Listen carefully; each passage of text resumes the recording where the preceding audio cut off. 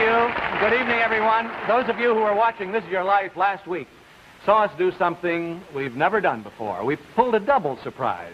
At the end of the Johnny Grant story, which you saw last week, we surprised one of the participants in his life, famous movie star and glamour girl, Jayne Mansfield. You saw it just up to the surprise where I said, next week, Jayne Mansfield, this is your life. But we kept one camera rolling so that you could see tonight the surprise, Jayne's reaction, the reaction of Bob Hope, Johnny Grant, and all the others, the bedlam, the confusion, as the stagehands came in to ready the stage for Jayne Mansfield's life, which we did a few minutes later before the same studio audience. Now, here's what happened right here on this stage 1 week ago. Watch. Well, tonight, this is your life, Jayne Mansfield. This is your life. Jayne, it's your life. We're going to relive in just a few moments, and we'll all see it a week from tonight. Now, Johnny Grant, good night to you, Johnny. Thank you very much. I don't mean that we're pushing you out while the body is still warm. Bob, did you think it might be you? Oh, no, not at all. Honey, will you bring in the scenery? Take away the Johnny Grant scenery, let down the Jayne Mansfield scenery. Now, Jayne, will you come with me to our chair of honor, so recently occupied by your very good Johnny Grant, you help her over here, by Johnny Grant, where in just a moment we'll unfold the wonderful story of your meteoric rise to stardom. And now here they are, your This Is Your Life host, Ralph Edwards, and his glamorous guest, Jayne Mansfield. Well, here we go again, Jayne. Thank you, Bob Warren. Oh, how do you feel? I just really can't talk. We just shooed poor old Johnny off here, you know, and brought you on. His was a marvelous life, and yours is really going to be wonderful. We have a lot to tell about Jayne Mansfield, who in the space of 7 short years has leaped from total obscurity to one of the most publicized movie stars of the present day. Seldom since the halcyon days of the silent screen has there been a motion picture personality whose publicity has so blanketed the world. I remember that golden age of Hollywood, Ralph, and Jayne Mansfield is a modern-day image of that kind of glamour and ballyhoo. This is the voice of authority on Hollywood, past and present, currently syndicated on 267 radio stations in the United States, Canada, Mexico, South America, and Australia. Jimmy Fiddler in Hollywood. Oh, hello, Jimmy. Wonderful. Bless your heart. Why do you compare Jayne Mansfield with the glamour gals of yesteryear, Jimmy? Not glamour gals. They were the glamorous ladies of the silent screen. Gloria Swanson, Carol Lombard, Greta Garbo, even the sex girls, Clara Bow and Jean Harlow. Mm-hmm. You know, they lived in a world apart. They lived in a world of dazzle and razzle-dazzle and glitter.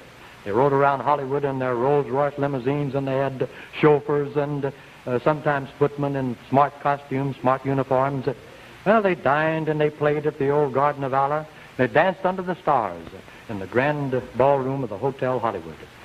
Believe me, those were the wonderful days, but they have passed on, Ralph. They have passed on, that is, until they've been revived in the person of Jayne Mansfield and her way of living. Oh, thank you, Jimmy. We have but to look at Jayne to see what you mean, Jimmy. By glamour as to her way of life, we'll watch that unfold during the next half hour. Thank you, Jimmy Fiddler, for painting the picture of old Hollywood. Ralph, it was indeed a pleasure, indeed a pleasure. And Jayne, continued good luck to you. And I do mean you. Oh, thank you, Jimmy. Thank you so much. Well, there it is, Jayne. There it is. My home. The house you live in, a cozy 20-room cottage with 13 baths, nestled on 5 acres of ground, surrounded by gardens, swimming pool, waterfalls, your own private shrine. Why do you live like this, Jayne? Oh, we call it home. We have quite a few children, you know. Yes. And you feel, too, I believe, that maybe a movie star should live this way? Oh, I do. I think everyone should live like he wants to live, and no matter how small it is or how big it is. Right. Your life is a waking dream where you live in a make-believe world created for you largely through your own efforts. So, thank you. Let's go back and see how it all began. I'd better sit down. Yeah. Oh. April 19th, 1933, the infant Vera Jane Palmer first sees light of day at the respectable hour of 9:07 in the morning at the Bryn Mawr Hospital, Bryn Mawr, Pennsylvania. You know things I don't.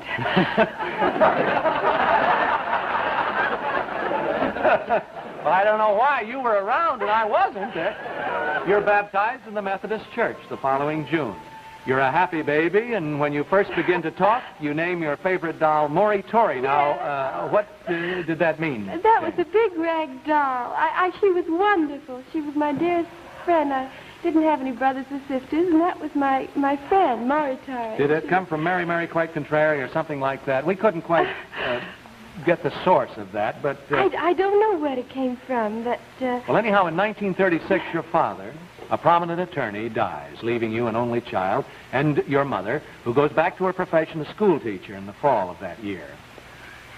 Vera Jane and I had the best times together, Ralph. Yes, you recognize the voice of your mother, of course. Now, Mrs. Harry L. Pierce of Dallas, Texas. Here she is with your stepfather, Mr. Pierce.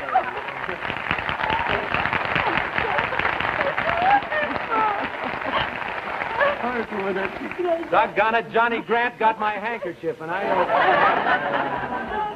know. When did Jane first begin to dream of being a movie star, Mrs. Pierce? Have you got a handkerchief on you, Mr. Pierce? Johnny Grant got mine, and Axel Grunberg, you got one. Someone run one down, will you? Because Bob Warren, you have one. Thank you very much. Oh, no. I just wrote her a letter this afternoon. Oh, you've got one already. Now, how do you like that? Oh, I'll keep this, Bob. Mrs. Pierce, when did you first begin to dream of Janie's being a movie star, or when did she begin? Well, when Janie was a little girl, 6 or 7 years old, Ralph, her idol was Shirley Temple. And we used to sing, "On the good ship, lollipop." Yep. I shielded her from every unpleasantness and built a sort of pink lollipop world for her. As she grew older, she acquired pictures of actresses and plastered her room with them, didn't she, Mr. Pierce? Yes, she used to sit in the middle of a big bed and surrounded with pillows and make believe she was a movie star.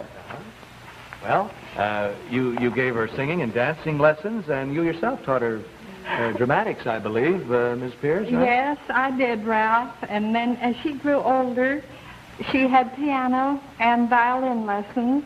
And in fact, Philip Williams from SMU taught Janie, and he had hopes of seeing her in Carnegie Hall.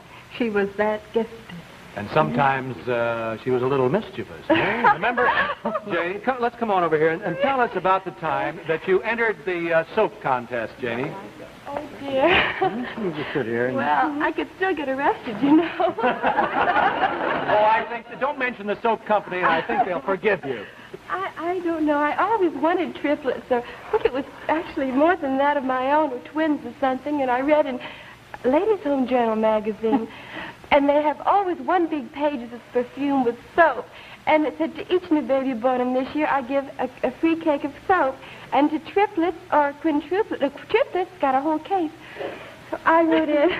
I was, I think, 9 years old or something. And I said I had quintuplets.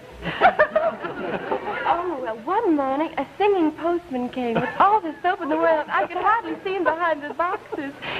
And said, are you this name? I named the triplets.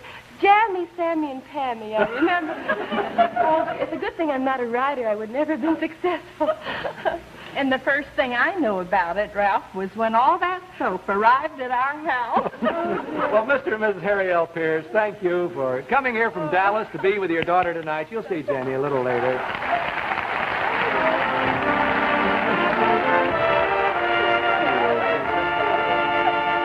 During your senior year in high school, Janie, in January 1950, you married.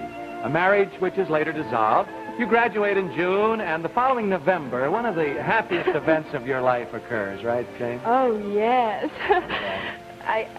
In November the 8th, I gave birth to a beautiful little daughter, Jane Marie. Yes. Even though you're now a mother, you continue your education where? At the University of Texas. What'd you do with Jane Marie during that time when you went to classes? I put her in a baby buggy and took her to classes with me. And It's not so hard, really. We talked to many people who remember seeing you with little Janie Marie in the basket there. You were inseparable. Cutting up frogs with one hand and giving her a bottle with the other. Where else did you go to school? What other places? SMU. I went to Southern Methodist University in Dallas and also UCLA. Maintaining a B average, even earning a grade of A in a philosophy course in logic. That hardly sounds like a girl who's been characterized as a dumb blonde. Well, to be an actress, you need that. Janie Mansfield was no dumb blonde, believe me, Ralph. The voice of a man who knows you very well since you were 8 years old, as a matter of fact. Your counselor at Southern Methodist University, where he's now head of psychological service, Dr. Harold Chapman. Oh, it's the most wonderful thing. Oh, bless your heart. Oh, I'm so thrilled. Jane was a fine student, eh, Dr. Chapman? Oh. Indeed she was, Ralph. Janie was in one of my psychology classes at SMU. I certainly was. And we've been friends even before that, like you said, since 8 years of age. Years old. Yes. She was serious-minded, hard-working student. But you knew of her ambition to... Yes, as her counselor, I knew of this long, burning ambition of hers to become a movie star. She visualized herself then as she is now. And Ralph, her dream has really come true. Janie, you set a goal for yourself, honey. And you went after it, and I'm proud of you. And you have a warm spot in your heart for Dr. Chapman, too. Southern Methodist University. Jane, you'll be seeing Dr. Chapman later at the party in your honor at the Hollywood Roosevelt Hotel, where accommodations have been provided for your family and friends. Thank you, Dr. Chapman.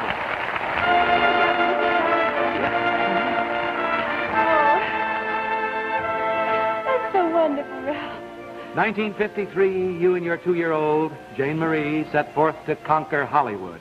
You work at odd jobs, you sell candy in a movie theater.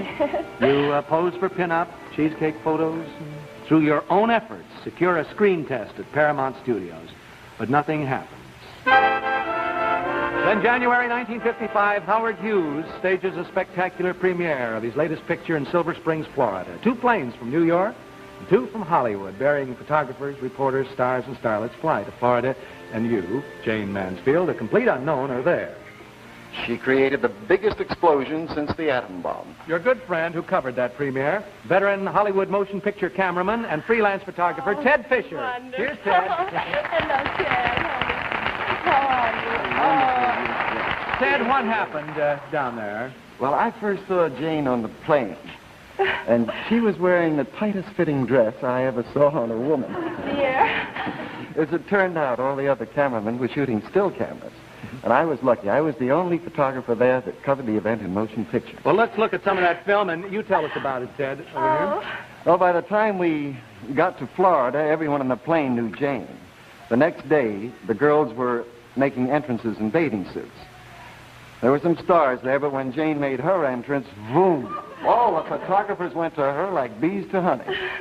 Within the next 3 days, her picture was in every paper and magazine in this country, South America, and in Europe. Oh, thanks to Ted. What color was your bathing suit, Jane? It was red.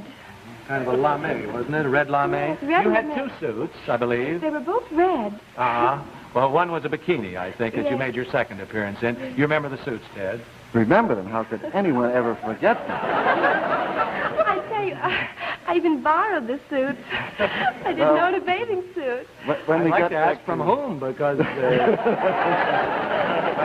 When we got back to Hollywood, my brother, George Fisher, on his Hollywood TV program, ran the film and interviewed you. And immediately the phone calls came in from Darryl Zanuck, 20th Century Fox, Al Wallace, and Jack Warner. And Warner Brothers signed you. Yes. Thank you, Ted Fisher. Thank you. Thank you, Ted Fisher. Within a matter of days, the unknown little girl from Texas is a big celebrity, complete with agent, press agent, and Warner Brothers contract. You begin to live the adult version of your pink lollipop world, Jane Mansfield. So far, no one has seen you act, but they're in for a big surprise there. Hollywood, 1955, Jane. You're perhaps the most photographed, most publicized celebrity of the day. But you're still not a star, as you quickly learn when after 3 small parts in pictures, you ask for a release from your contract. Your agent sends you to Philadelphia to make a picture, and then to New York to read for George Axelrod. and Julie Stein, who are producing the Broadway play Will Success Spoil Rock Hunter. What happens, Jane? I got the part. I think, didn't Mr. Axelrod coach you how to read for Mr. Stein, Mr. Oh, yes, it was wonderful. George Axelrod told me, he said, when you wake up tomorrow morning, that's when, after we open, he said, you look in the mirror and you'll see a star. And I kept asking him, I said, are you sure? Because otherwise I didn't want to wake up. And he kept telling me and telling me and telling me, and he was a very good friend of mine. And Julie Stein, he was, I owe Julie, he gave me my break. On October 13th, 1955, the play opens at the Belasco Theater and runs for 444 performances. Jane was perfect in the part of Rita Marlowe, Ralph. A woman who knew you more intimately than anyone during the run of the play. We knew you would rather see her than just anyone almost. Your wardrobe mistress, Rose Colley. Oh, Rose, God love you. Oh, I'm so thrilled. So much. Oh. It's typical of Jane to want to be friends with everybody. Oh, she was such a dear friend. Well, it was your first Broadway appearance, Jane, isn't that right, Mrs. Colley? It was. Yes. And Jane hasn't a nerve in her, Ralph. I remember the opening night when everyone was so nervously pacing back and forth. Jane was sitting in the dressing room pasting pictures in her scrapbook. Oh, dear. And it was her turn to go on stage, and she said, couldn't I paste just one more? You didn't have stage fright, Jane? Well, I always had all my pets with me. You see, I had a lot of animals, as Rose will tell you. Yes. Well, she was a hard worker, Ralph, and was always rehearsing her lines, and was working very hard, but was never temperamental. Oh, thank you, Rose Colley, for coming from New York to be with Jane tonight. Thanks. She's catching a plane, going right back to work tonight. I'm so happy. Well, the reviews you receive are excellent, Jane. The press exploits your natural endowments. You become Miss Negligee, Miss Tomato, Miss Lobster, Miss Direct Mail. Your ex-press agent, Jim Byron, estimates that during the run of the play, your picture appears in newspapers and magazines more than 36,000 times. You're the toast of Broadway, but you haven't reached your goal, Hollywood stardom. The publicity is working, though. 20th Century Fox wants you. The late Buddy Adler buys the play in order to bring you to Hollywood, where you begin a 7-year contract at a 4-figure salary. A far cry from the unknown but determined little girl who came to Hollywood only 3 years before. You immediately go into the picture The Girl Can't Help It with Tom Ewell and Edmund O'Brien. You're on target now and traveling at a terrific tempo, Jane. She always finds time to be the greatest mother, Mr. Edwards. The voice of one who should know, your 10-year-old daughter, Jane Marie. Oh, hello, my love. Hello, sweet. Oh, sweet baby. Janie, do you remember your first day in school, honey?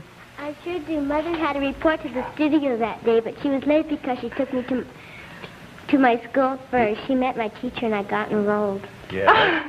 With your mother so busy, are you able to spend much time with her? Yes, I do. When she was in the picture, the play on Broadway. Broadway, Will Successful Rock Hunter, she called me every night and sung me my lullaby. Before you went to bed. Well, you two have always been inseparable, so you should be together. So please sit here. I know she's your buddy, Janie. She's going to be with you there tonight, and we're going to go on with your story. Okay, Jane Marie? Okay. By 1956, you're on your way. At least one reviewer feels you're making progress. As an actress reviewing your latest picture in 1957, The Wayward Bus, Ruth Waterbury writes in the Los Angeles Examiner, among the bus passengers, the most touching is Jayne Mansfield. As an actress, she should be considered something more than a phenomenon of nature. If ever she gets a role that doesn't use her body first, but lets her ability and personality shine through, there'll be some box office records smashed. But generally speaking, the press still sees you as a pin-up girl. In January of 1958, you take one of the most important steps in your life, Jane. What was that, January 58? My wonderful husband. The 6'2", 215-pound former Mr. Universe, Miklas Hargitay. Here's Mickey.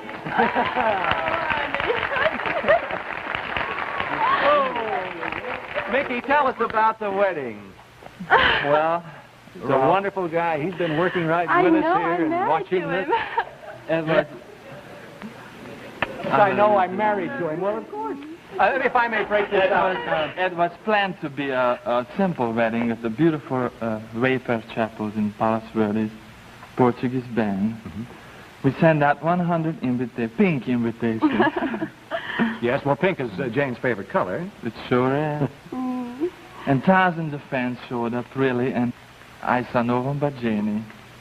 Next morning when I picked up a newspaper, I couldn't believe it. You didn't know all those people were there? I didn't see no You were one just but riding Jayne. around on a pink cloud there, Mickey. Sit right here beside Jane. Jane, you sit by Janie, and you sit right there, Mickey. December 21st, 1958. Now, December 21st, 1958, that's an important day in your life. Oh, the birth of my first son. At yes. St. John's Hospital in Santa Monica, and on August 1st of this year, your second son, Zoltan Anthony, is born at the same hospital, where the nurses tell us you are the nicest star patient they've ever had. In fact, there's a group of nurses from St. John's Hospital in the audience here watching right now. See, there they are. Wonderful. They told us you were no trouble, always kind and considerate, and you can come back any time, they said. I'll be back soon. Oh. Hey, Jimmy, maybe we got a scoop. I've always found Jane completely natural, simple and sweet. Quite a contrast to the picture she presents to her public. A very dear friend of yours, Jane, the Associate Rector of All Saints Church in Beverly Hills, California, Dr. Kermit Castellanos, better known to his parishioners as Casey. Here's Casey. Oh, Casey, how wonderful. Thank you, Casey. Thank you It's wonderful to be very here. much. Well, Casey, my dear friend, good to see you. Casey and I are buddies in Beverly Hills. That's just wonderful. How well do you know Jane, Casey? Well, I know her pretty well. And I know her daughter, too. Jane Marie's a good friend of mine. Yes, she is. Miss Mansfield comes to church, and Jane Marie comes to church school and sings in our children's choir and is active in a good many things there. Her mother always sees that she gets there, and if she can't bring her herself, why, she sometimes gets one of the neighbors to bring her. And quite often I've driven Jane Marie home from church. Sounds as normal as apple pie. Yes, I've always found Jane very normal and natural and human and very lovely. Oh, It's wonderful to see her at home, too, with her babies. Well, perhaps that can be arranged. Could we have the babies, please? Oh. Here we are. Nicholas Jeffrey. He's a big boy, 2 years old. Mickey, you hold Nicholas. There we go. Because we have Zoltan Anthony, just 4 months. If Grandma will relinquish him, we'll give Zoltan to Mickey, I guess. Or give Mickey to Mickey and Zoltan to Mickey. I don't know. But anyhow, there you are. You hold him. A family portrait that your fans seldom see. Just don't throw him.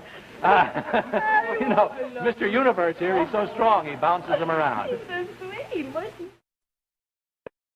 Oh, no. Mommy's got her hands full. They all want to go to Mommy here. Well, Jane Mansfield, you've come a long way from the pink lollipop world your mother created for you, where you could dream of someday being a movie star. Your 2 latest pictures haven't yet been released. It happened in Athens, made in Greece, and The Loves of Hercules, in which your husband Mickey here plays Hercules. Many of the outstanding events in your life are depicted on this gold charm bracelet, created and provided for you by Marshall Jewelers. Bob Warren, do we have the charm bracelet? Thank you. Marshall Jewelers, 5th Avenue, New York, presents that to you. And so that you can relive this night, we have a film of tonight's program for you, along with this Bell & Howell sound motion picture projector to show it on, and a 16-millimeter electric eye movie camera furnished by the Bell & Howell Company. Now, in an effort to combat juvenile delinquency, Mickey teaches classes in weightlifting at the East Side Boys Club, and you, Jane, take an active part in all the activities of the club. So, in the spirit of the Christmas season, the Mars Candy Company is providing a selection of thousands of wonderful Mars candy bars. And also in your name, the fine folks at Mars Candy Company want the East Side Boys Club of America to have this check for $1,500 for the boys down there. We see you now, Jane Mansfield, with your baby in your arms, surrounded by your family and loved ones, a devoted wife and loving mother. This side of Jane Mansfield is not exploited by the press. It's not exciting, not good copy. But the glamorous celebrity is. You've created yourself in the image of the most publicized queens of the silver screen. These are the 2 sides of Jane Mansfield, and this is your life. Good night. God bless you. Oh,